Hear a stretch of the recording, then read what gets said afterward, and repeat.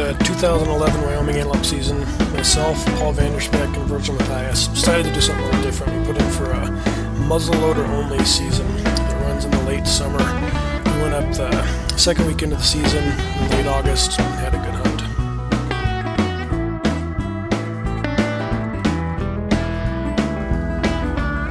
So all three of us have hunted antelope quite a bit. And we've all hunted with muzzleloaders, but we're not really muzzleloader guys per se. Virgil and I were shooting night KP1s. It was night's answer to the Thompson Center Encore. It was a switch barrel, break open muzzleloader, shooting with a 2.9 ignition. The spec was shooting an older Thompson Center Black Diamond with number 11 percussion caps. They all scope the guns. Wyoming does a lot of scopes. And with a scope on one of these modern muzzleloaders, you can get a real accurate rifle. So I'm sighting in my night KP1 muzzleloader for my upcoming Wyoming antelope hunt. Just got this 3-shot group with some Barnes saboted bullets, maybe 1.5 inches or so. Feeling pretty good about the group, especially since this is actually at 200 yards. Virgil and I got to the unit Thursday night. It's kind of hilly, a lot of trees. Kept heading south, and it did open up and become more traditional Wyoming antelope country. What we noticed, though, was what we had seen all the way up from Denver. There didn't seem to be that many goats this year. It seems like the population's down for the 2011 season. Kept going, though. We did eventually find some good concentrations, set up camp there. The other thing we noticed about this unit, though, was it was wide open country. You know, all antelope country is pretty wide open, but this stuff was flat, and we thought it was going to be really hard to get up on bucks, to get a good look at them, and then to plan a stalk. Can you tell if he has any length? They're curling in. But not much. Not much? Yeah. And then there was 3 more to the left of him. That's what I was actually trying to find when I bumped into him. I bet they're does and fawns.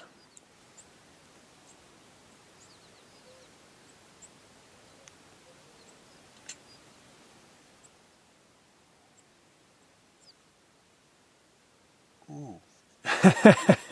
Maybe not does and fawns? No, I found another lone buck. See, I think the lone bucks are going to be what we want. Because it's not breeding time yet. So the big daddy bucks are really going to do the breeding. They're not going to put the effort in yet. I think it's going to be the younger bucks that are pretending they're going to do something. They're going to be hanging out with the does. Come on, look up. There's that orange stake out there, way out there. He's right to the left of it. His ass is to us right now. How close is he to the one we were just looking at? To the left. Oh, I think he's small. Look up.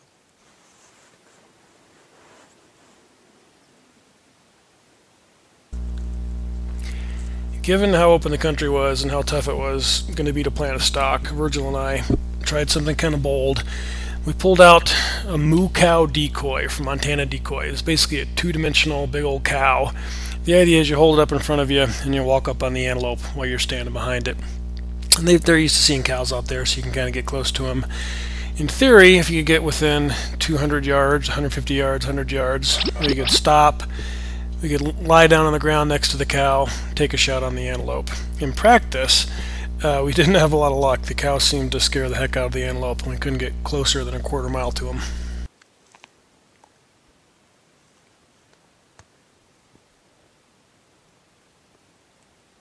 How far do you think he is? Oh, I have no idea. Like over 400? Oh, yeah. Well, actually, I guess he's not that far. I think he's like 400 to 600. Where's your rangefinder? So we kept covering ground on that first day. The country just wasn't lending itself well to traditional spot and stalk tactics, so it was just too open. Couldn't hardly get within half a mile of them to even start a stalk. So that wasn't looking good. The moo cow experiment hadn't worked out, so pretty quick we figured out we're probably going to have to resort to waterhole hunting.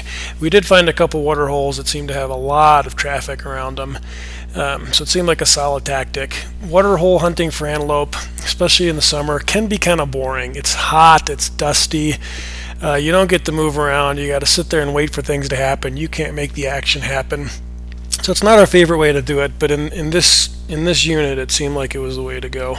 So when Friday came around, Spec and I set up on one water hole that had a lot of antelope on it, real big water hole. Virgil set up on another water hole, and we knew we were going to have a pretty good chance going into this.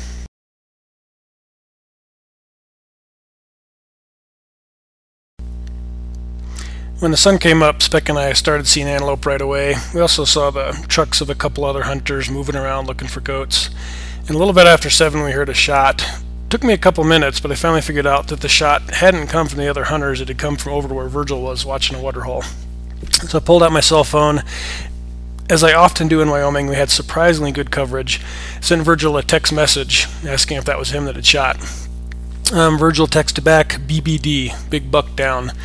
So knew right away that he had one. I was very excited for Virgil. Virgil made a couple smart-ass comments, and then he sent me over a photo, texted over a photo of the buck he had shot. And the buck looked good. It had really nice cutters. It really jumped out on the cell phone picture. And I knew right away that we weren't going to be able to shoot little bucks because we had to try and keep pace with Virgil.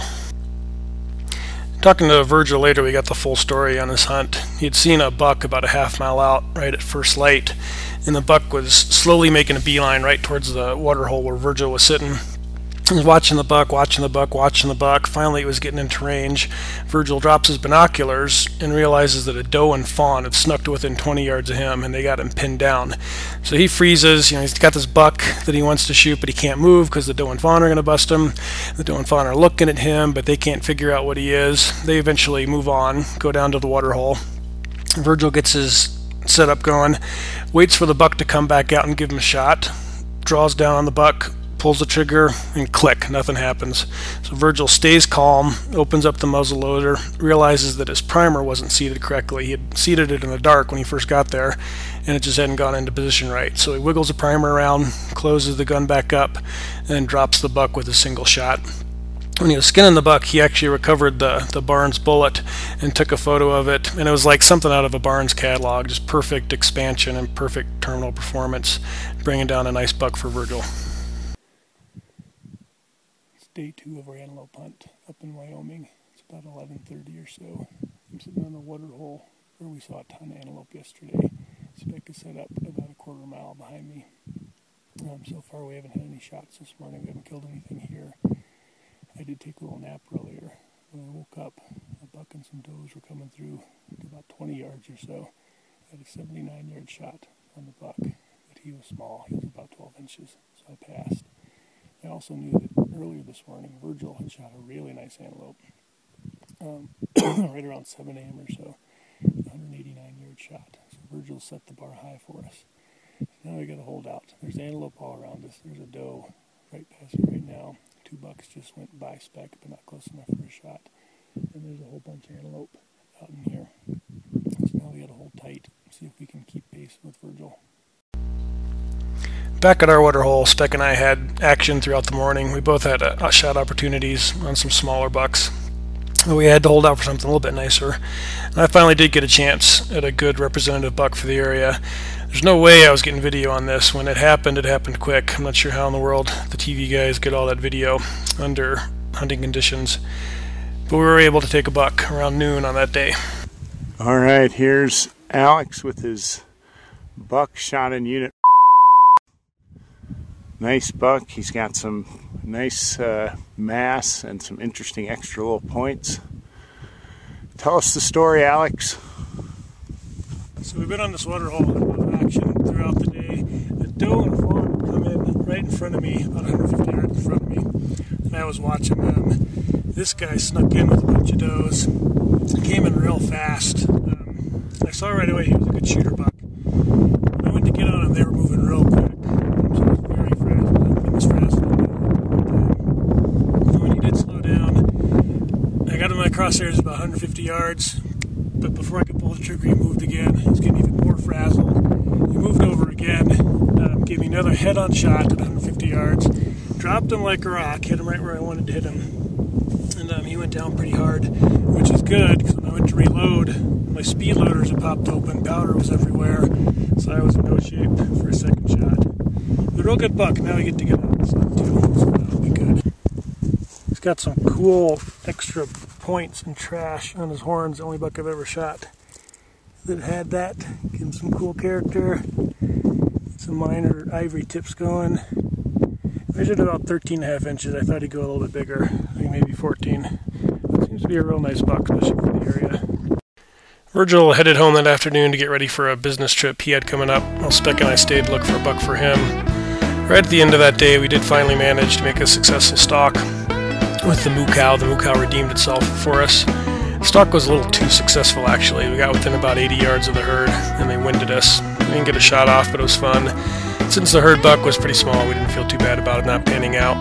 The next morning, I headed home, while Speck kept looking for a buck on his own. He had a couple more shot opportunities, but only on smaller bucks. And there are some people who consider Speck to be the world's greatest doe antelope hunter. They kind of have this theory that one of the reasons Speck didn't drop the hammer on the buck was because he didn't want to diminish his credentials as a doe hunter. He wanted to preserve that claim to being the world's greatest doe antelope hunter. Speck did go back up after the season closed, though, to hunt for sage grouse. He shot a couple limits over his new dog. These were Speck's first sage grouse and the dog's first birds ever, so he was pretty excited about the outcome of that trip. When he was up there hunting grouse, he ran into a local hunter. And this guy told Speck that the antelope population in the unit was the lowest he's ever seen by far this year. Apparently they had a tough winter, and that decimated the fawns and the older bucks. We'd been hoping that this unit might offer bucks more into the 15-inch range, but based on what we saw and what we heard, we feel pretty good about how we did. I've always said that hunting antelope in Wyoming is the most enjoyable hunt in the whole West. We took 2 nice bucks in 2 days, passed on a bunch of others. Virgil, who seems to have this incredible homing instinct, managed to zero right in on the only nice bar within 50 miles or so. So we had some good dinners there. Camping, even if the weather was a little hot, was good. We'll definitely be back up in Wyoming again soon.